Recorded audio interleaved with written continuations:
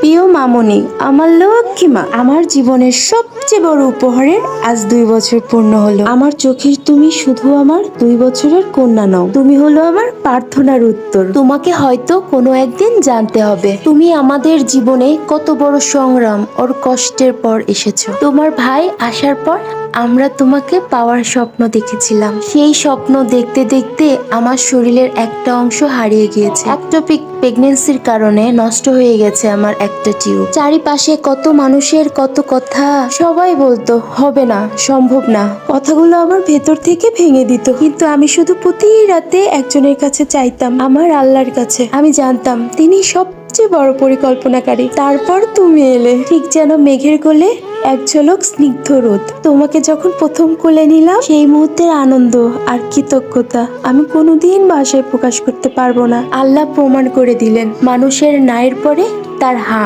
কতটা শক্তিশালী হতে পারে। তুমি আমাদের জীবনে শুধু একটা মেয়ে হিসাবে আসনি, তুমি এসেছো আমাদের ভালোবাসার বিশ্বাস প্রমাণ দিতে। মাত্র 2 বছর, কিন্তু মনে হয় এই ছোট্ট মানুষটি ছাড়া আমাদের জীবন কখনো সম্পূর্ণই ছিল না। শুভ জন্মদিন আমার অসম্ভবকে সম্ভব করা মেয়ে। আমরা তোমাকে পৃথিবীর সবকিছুর চাইতে বেশি ভালোবাসি।